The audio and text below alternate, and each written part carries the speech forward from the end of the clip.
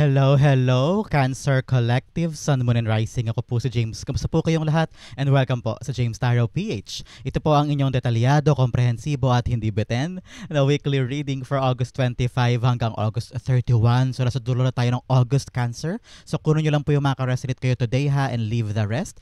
Use po your intuition para makuha nyo po yung para sa inyo sa reading natin. Meron po tayong isang tanong, isang sagot portion later at the end of our reading. So hintayin nyo po yan. Sa isip lamang po ha. Huwag nyo po isulat sa baba yung question nyo. And sekreto lang natin yan. Sasagutin ko po yan sa dulo po na ating reading. Okay po? So stay tuned for that.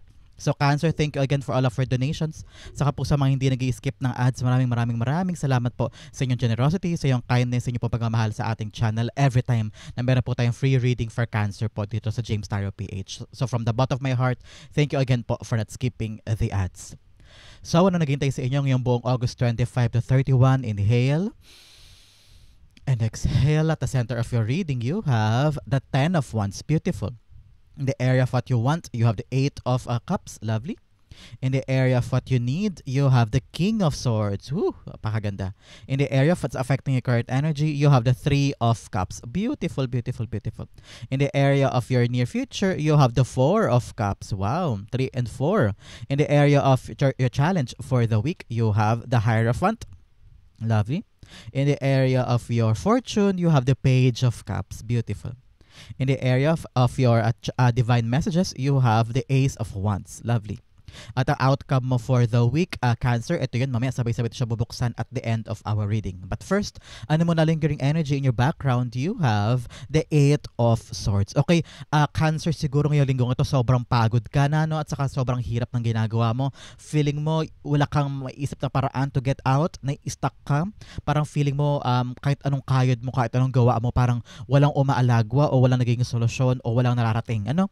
Parang sa'yo, ano ba to? Yung problema ko, paikot na lang ako pero ito pa rin, babalik-balik pa rin and you feel like siguro minsan kina-question mo sarili mo, kina-question mo yung nangyayari, kina-question mo si God, kina-question mo yung mga life decisions mo, no? Pero nakita ko temporary lang ito. Okay? This is like a temporary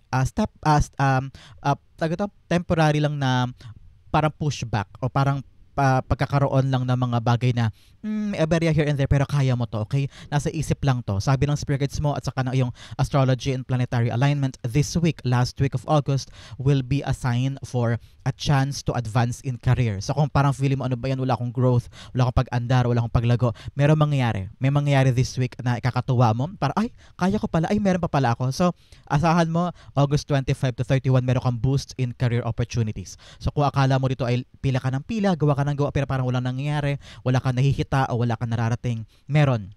No? So wag mo ikahon ang sarili mo sa limitado mong mundo. Maaari ka pang mag-try ulit at gumawa ng mga bagay. Makakahanap ka. A spark of an idea will give you the energy na magpatuloy. Okay? So ngayon, huwag ka pang hinaan ng loob.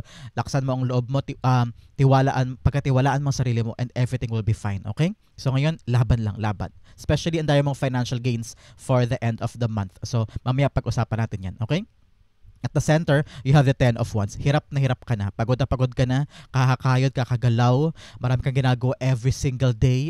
Madaling araw pa lang, gising ka na. Some of you, parang lahat ng responsibilidad pinapasad mo for your family. Sa trabaho din, minsan parang ang dami-daming duties, ang dami-daming obligations and responsibility na parang lahat kinakaya mo at pinapanghawakan mo. I'm hearing from spirit guides, kailangan mo i-release yung isang bagay na masyadong mabigat na.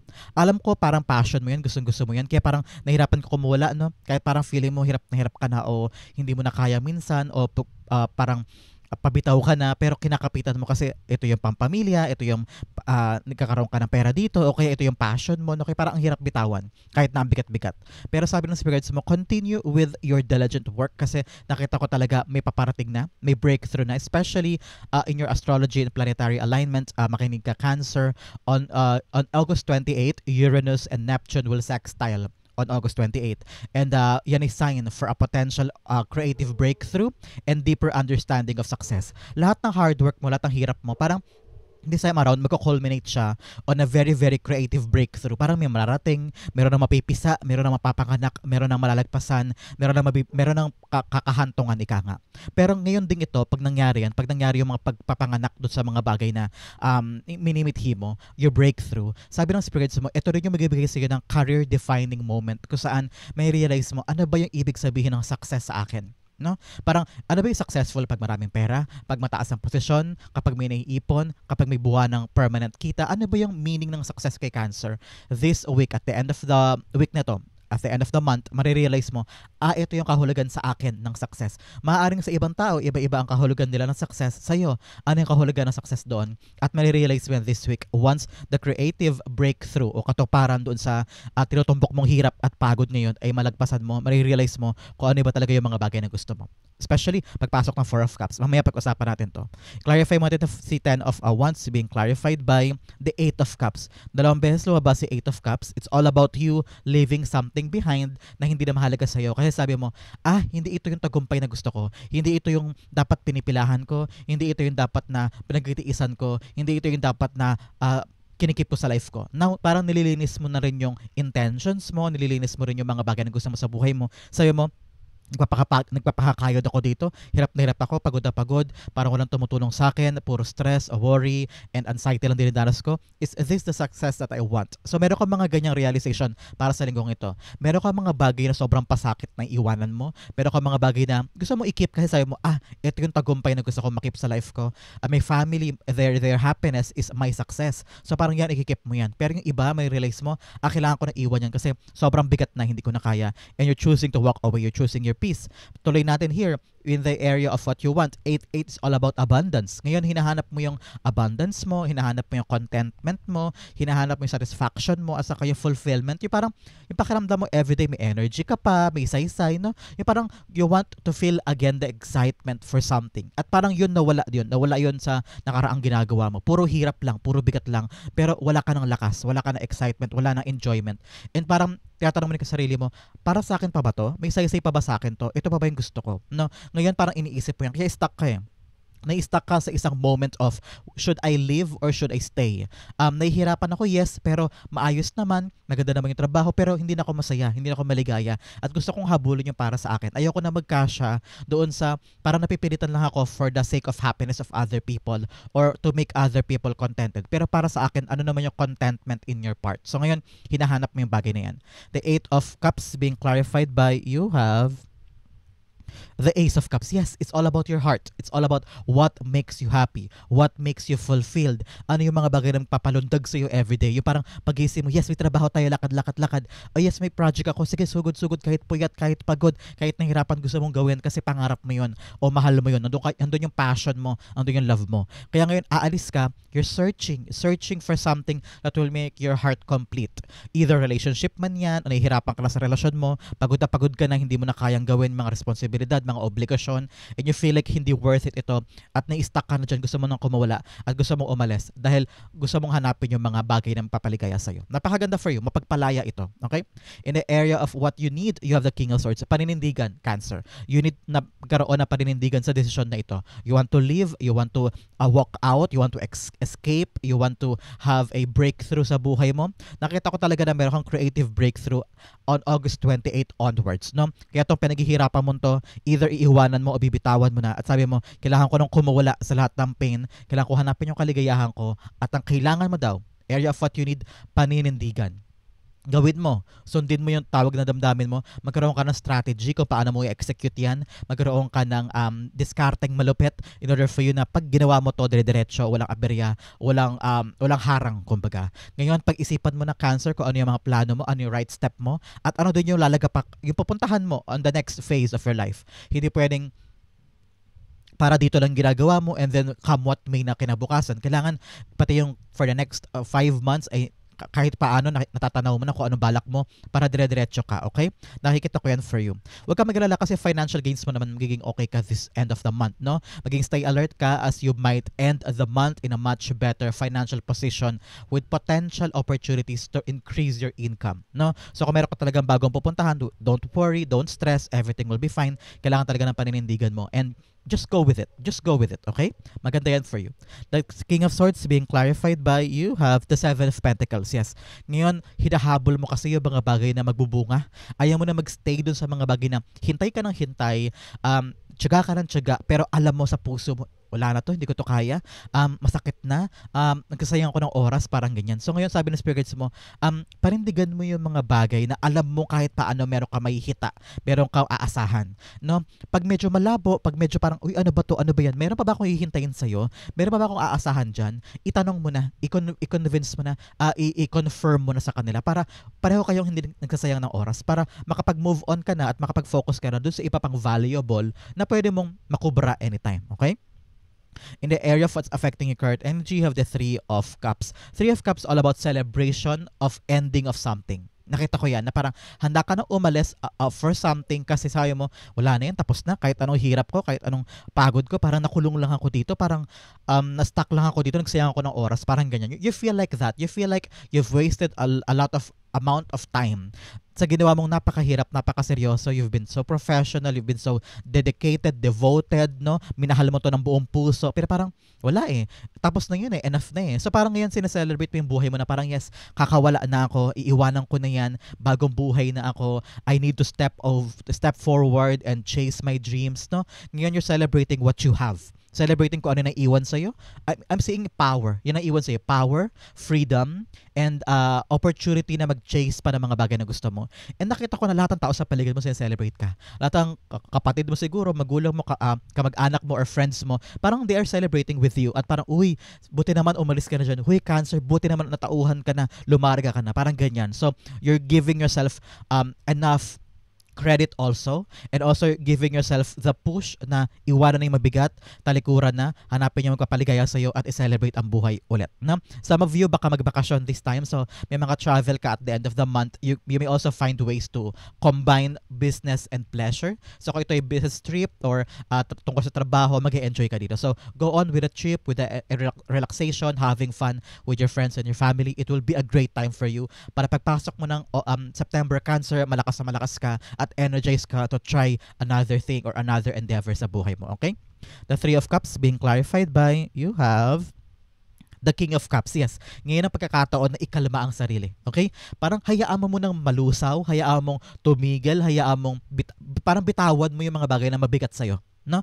Ito yung linggong yon, Cancer, to really leave everything behind na nagpapabigat, nagpapahirap, papatoxic sa'yo, and namnamin mo yung moment mo of celebration, your moment mo of relaxation, your moment mo of reunion, camaraderie, samahan, bonding time with family and friends, at huwag na muna mag-isip ng problema. Ito yung panahon na maging hayahay ka, maging komportable ka, mag-relax-relax ka, itihaya mo paa mo dyan, magduyan ka, alam mo yun, something that makes you relax and make you feel like hindi ko muna problema ang mundo ngayon. Ngayong linggong ito, mag-relax muna ako. Kasi talaga nakita ko, in the coming weeks, in the coming months, you'll be very, very busy. Okay, Cancer? You'll be very, very busy. Kaya, importante na i-enjoy mo yung meron ka now because nakita ko talaga, pagpasok nitong pintuan mo ng September, busy ka na. Okay? So, Cancer, follow mo naman ako sa Facebook at James Saro PH. Sundan mo ko doon. Tulungan mo kong maka 1,000 subscribers. And napalakihin natin yung community natin doon sa Facebook. So, see you there. Dalawin mo ko sa FB home natin doon. At i-chat mo ko kung galing ka dito. Okay? So, follow me there. Okay po? In the area of your near future, you have the Four of Cups. Yes, yung hinahanap mo, nakikita mo na. Makukuha mo, okay? Yung hinahanap mong contentment, baka may hinahanap ka ng magandang trabaho, na may magandang sweldo, maayos na boss, malapit lang sa bahay, o kaya para mapag-college si anak. Meron kang tinutumbok na missing in your life, yung pilit mong hinahanap. Kaya ka umalis dito sa pinagkatrabahuhan mo o sa pinagsusumikapan mo. Kaya iniwanan mo na yung isang bagay kasi sabi mo, hindi na ako masaya, hindi na ako fulfilled, I want more, I want bigger, I want better. And ito yon, nakuha mo siya. You're sitting here, talagang very, very sad ka, no, sa past na nangyari, sa mga pinagsumikapan mo na walang pinutunguhan. Pero ito ikaw, pinagkakalooban ka ni God ng bigger, better, bolder blessing na kailangan mo yakapin, ha, Cancer, because you've been waiting for this. Umalis ka na eh. Sabi mo, hindi na ako magkakasya sa kakarampot, hindi na ako magkatsaga sa isang bagay na wala ko naihita. At feeling ko, stuck ka na doon. Ngayon, may ibibigay sa'yo si God, kaya importanteng part mo naman, Cancer, is to accept this. Okay? Nakita ko kasi na masyado kang busy, masyado ka nakatingin sa mga bagay na natapon, sa mga bagay na nawala, sa mga bagay na kapos, ano ba yan? Nasayang yung oras ko, nasayang yung ganito ko, bakit kasi ito ginawa ko. Nire-replay mo sa isip mo yung mga mali mong ginawa sa past. Kaya hindi mo nakikita yung paparating na bagong blessing. Kaya sabi ni Spirit Guides mo, darating na yan, okay? In the coming weeks, 4 days or 4 months, may good news ka mahihita this time with regarding sa mga bagay na hinahanap mo. That will make you complete, that will make you satisfied, that will make you happy. Kaya ngayon, buksan ng mata, buksan ng puso, buksan ng isipan para makita mo yung blessing na bigay sa iyo ni God. Kasi probably, hindi mo siya makikita the way you wanted it to be, the way na in-envision mo. Kaya dapat malakas ang pakiramdam mo, ito na ba yung bigay sa akin ni God? Ito na ba yung kaloob niya sa akin after me living this past endeavor na sobrang bigat, sobrang hirap? Ngayon, antabayanan mo yan, okay? The Four of Cups being clarified by you have the Two of Swords. Yes, you have to be really, really decisive, no? Pag dumating yung blessing, halimbawa, dati, nagtrabaho ka sa factory, palipat-lipat ka ng factory tapos hindi ka masaya kasi sobrang hirap ang trabaho, maliit ang sweldo, very, very toxic yung workplace, saka yung work schedule. Pero ngayon, nakatenga ka kasi mo, ano ba yan? Wala ko mahanap. Umalis ka na, iniwanan mo, sayo mo, I want something more. Bigla may darating, sayo mo, bakit yan dumating? Bakit trabaho sa mall? Halimbawa lang. This is like an example for you to understand tong future mo. Sabi, may trabaho sa mall, bakit yan ang offer sa akin? Bakit yan nagbukas para sa akin? So your spirit guides are telling you, be decisive. Alamin mo sa puso mo kung ito ba talagang gusto mo o hindi. Pero maging bukas ang isip mo, baka kasi, baka yan yung paunang bigay sa akin ni God. Baka sabi niya, ito yung landas mo on your bigger goal. Kailangan mong yakapin to kasi baka ito na yung panimula. So make sure na pakiramdaman mo, ito siguro yung opportunity kasi parang bigay kaloob hindi pinaghirapan, hindi mo hinana, pero bigla may binigay na offer. So be decisive on that and accept this. Don't take this for granted at wag mo sasayangin. Parang ganun yung example ko sa iyo, Cancer, okay? Kung may darating na biglang blessing, tingnan mo, wag mo agad hindian, check mo, i-research mo, or i-try mo muna. Baka makita mo na yung pa rin magbabago ng life mo moving forward, okay? In the area for challenge for the week, you have the harmony. Harmony is the beautiful melody in relationships. Yes, itong linggo daw ito, pagtuunan mo ng pansin yung magandang ugnayan with your family members, with your friends, with your coworkers. Pag okay ang lahat, harmonious ang relationship, malalampasan nyo kahit anong problemang dumating. Okay? Another message of creativity. Creativity is our inner expression. Unleash it. Ngayong linggong ito daw, siyempre marami kang mga iiwanan, marami kang bibitawan, marami kang walking out or leaving something behind. Kailangan daw pamayanihin mo yung passion mo through creativity. Manonood ka ng ganito, manonood ka ng ganyan, o mag-painting ka, mag-poetry ka, mag-sulat ka, mag-drawing, or kakanta, no? Kung ano yung passion mo, ilabas mo doon yung creativity mo para mailabas mo lahat ng sama na loob mo at ganahan ka ulit mag-try ng mga something new in your life, okay? In the area of your challenge for the week, you have the Hierophant here. Hierophant, sinasabi niya na parang this time around, kumawala ka sa sistema. Kumawala ka sa sistemang tali sa'yo sa isang conformity o sa isang box. Some of you parang tayo, pagod na ako sumunod sa mga utos nyo, sumunod sa mga binibigay nyo, pagod na ako mag-fall in line, o pagod na ako na gawin lang yung expectation nyo sa akin. Gusto ko nang kumawala, gusto ko nang maging maligaya ulit at sundin ang puso ko.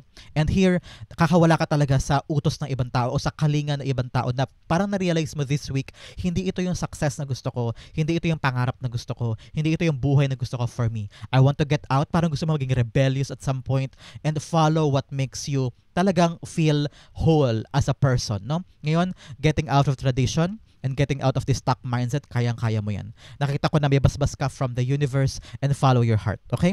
The Hierophant is being clarified by the Five of Cups. Yes, ngayon parang sabi mo, gusto mo na rin tanggalin sa buhay mo yung mga regrets, paninisi, at saka yung parang paulit-ulit na nire-replay ng ibang tao sa'yo pagdating sa mga bagay na pagkakamali mo, mga mali mong desisyon, no? Parang laging binubunga nga sa'yo to parang pinapamukha sa'yo ng ibang tao Parang sabi mo, ayoko na, gusto na kumula dyan, kakasunod ko sa inyo, kaka-follow ko ng rules, kaka-follow ko ng sistema, ng batas sa establishmentong ito, sa career na ito, sa buhay na ito. Parang lagi akong parang feeling mo sakal ka. Kaya ngayon gusto mo nang kumawala, gusto mo na mag-try ng bago, gusto mo nang simulan ulit yung buhay mo on a different slate, away from the conformity and batas ng taong ito o ng lugar na ito. Na parang sabi mo, I want to find my air again. Gusto kong huminga ulit at makawala. Kaya mo yan makakahanap ka ng solusyon para kumawala at magkaroon ng bagong buhay o bagong simula o bagong pagkakataon when it comes to your career, when it comes to your endeavor, or when it comes to your life in general. Talagang bibitaw ka na sa matinding pangangalaga o matinding batas militar ng taong ito na parang lagi kang kinokontrol, kumbaga parang gano'n. So ngayon kakawala ka na dyan, okay? In the area of your fortune, you have far away places, get ready for new horizons. Talagang meron sa inyo babiyahe, o magkakaroon ng bagong adventure, or entering on a new journey na sobrang talagang malayong malayo, pero kayang-kaya mo at magagawa mo. Okay? Napakaganda for you. Some of you are traveling. Nakita ko yan para mag-travel kayo this time. Another message of surrendering to the journey, release control. Yes, kung hirap na hirap ka na, at parang sabi mo, tama na yung pagpapaka-perfect ko dito, tama na yung pagpipilit ko sa isang bagay, kailangan ko na i-release. Let God give you your destined path, destined blessings na hindi mo makukuha sa pagpipilit o pagkakontrol sa isang bagay, and kakawala ka na sa moment na yun at hahanapin mo na yung freedom mo, okay? Your fortune, you have the Page of Cups. Page of Cups, sabi ng spirits mo, ngayong linggong ito, magiging masaya ka. There is unexpected gift, whether a gift of money, a gift of opportunity, a gift of love. Pwede rin, baka may magtapat sa'yo, baka meron kang secret admirer this time, or meron kang bigla-bigla ang event na parang, sige punta tayo dyan, parang super exciting nito. Parang hindi mo to akalaing darating sa'yo this week, pero super excited ka. Parang sabi mo, it's time for you to play, it's time for you to relax, it's time for you to have fun. Nakita ko talaga yan. Meron kang celebration this time, kaya bibitawan mo yung mabigat and go on ka. Parang ito yung time na truly let loose and enjoy your life once again. Parang bata ka ulit, no? Very, very intuitive ka, very, very curious ka. Lahat ng bagay gusto mong tignan, gusto mong i-try. At nakita ko, i-enjoy mo yung time mo this week. Para pagpasok mo ng September, palaban ka ulit at alam mo na yung gagawin mo. Sabi ng spirits mo, may darating na blessing at huwag mo daw sasayangin, ha? Baka itong unexpected gift, baka gift of money or regalo or monetary or parang either parang physical. Nakita ko parang material na regalo para sa'yo. So, ingatan mo and don't take this for granted. Maging thankful ka, maging grateful ka, at ibalik mo din yung magandang regalo sa'yo na maganda rin. Okay? The Page of Cups being clarified by you have the Six of Cups. It's all about in the past. Merong napapa-nostalgic ka this time, either going back to a reunion o meron kayong pagkikita ng old friend mo, baka unexpected talaga to meet up, magkakaroon kayo ng chance encounter with a past friend, past lover, pwede rin, or past nakakilala na parang, kamusta ka na, tapos magkakaroon kayo ng magandang kwentuhan, and then ma-realize mo, oo nga no, ang ganda na ng buhay ko ngayon kaysa before, oo nga no, ang laban natin pinagdaanan, pero ngayon, eto na tayo, malalaki na tayo, mas maalam na tayo, mas maganda na yung buhay natin. So, the nostalgia na ibibigay sa'yo sa buhay mo ngayon from a past encounter will give you the, oo nga no, laban pa, kaya pa natin to, agad-agad ng buhay natin. So, ngayon nakita ko talaga na parang yung babalikan mo in the past will give you a mirroring moment na parang, okay, diretso pa natin, may laban pa tayo, kaya pa natin to. So, unexpected gift from someone in the past, pwedeng love, pwede rin, or talagang pag-uusap, meet up with someone na hindi mo akalaing meet mo siya ulit today, magbibigay sa'yo ng kaparatagan ng puso o parang, hi, salamat na na-realize ko yung ganito. Parang, merong walking down memory lane and napareminis ka, throwback ka sa mga bagay na magaganda and ma-realize mo kung paano pahalagahan ang life mo now. Okay? Napakaganda for you. In the area for divine messages, you have a win-win outcome is forecast. Yes, ito confirmation sa iyo, Cancer. Kung anong gagawin mo ngayon, win-win ang outcome. Para dyan, mananalo ka at hindi ka lugi dito. Okay? Another message, you have nothing will come of this situation. Yes, yung mga worry mo, mga stress mo, mga kinakatakot mo, yung mga iiwanan ko na ba o hindi, hanapin ko ba o hindi. Nako, sabi ng spirits mo, wala kang mapapala sa takot mo. Wala kang mapapala sa kaduwagan mo o sa urong sulong mo. Kailangan mo ilaban yan. And once makita mo na kaya mo, maka-andar ka moving forward, okay? In the area for divine messages, you have the Ace of Wands. Sabi ng spirits mo, maging confident ka sa iyong mga ideas. Meron kang gustong simulan, meron kang mga plano na parang nahihirapan ka i-execute kasi syempre mahirap din naman umalis, mahirap bumitaw, mahirap mag-move on in a different direction.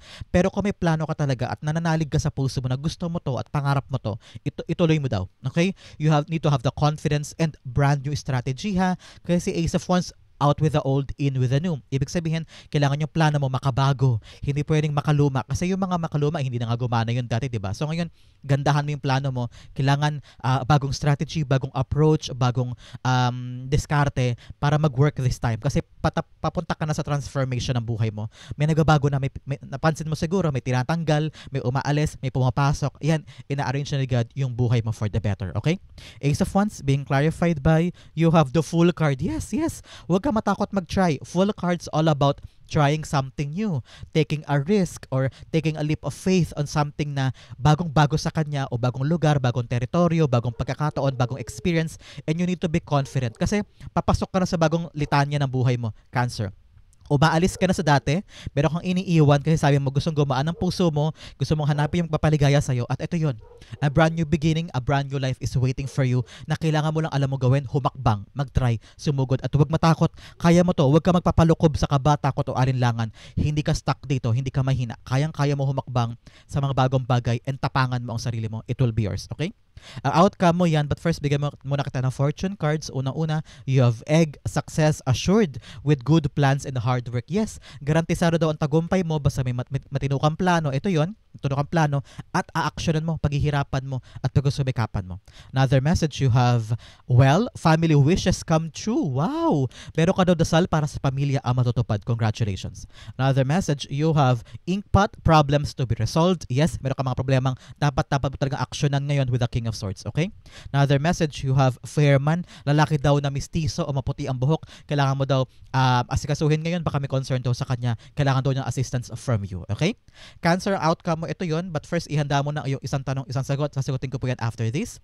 Ang outcome mo for August 25 to 31 ay, you have, wow, 6 of Wands, victory, victory, victory. So kung ano man itong iiwanan mo, Cancer today, na sobrang bigat, sobrang hirap, kasi mo, hanapin ko na po yung papaligaya sa akin, ayoko na magkasya sa kakarampot. Ayan, magkatagumpay ka na. Because nakita mo na you're gonna find the right place, the right job, the right endeavor, the right formula, or the right strategy para magtagumpay this time. Nakita ko kung ano man po yung plano mo, magkatagumpay yan, kaya idire-diretso mo kasi pagpasok ng September, it will be a boost in your career opportunities. Maraming papasok sa'yo na magaganda, kaya ilaban mo ha, huwag kang panghinaan ng loob, huwag kang duwag-duwag this time, ilaban mo to. Huwag mo isipin na hindi mo kaya. Kaya mo. Kasi malapit ka na magtagumpay sa ginagawa mo. You're one step closer to your victory.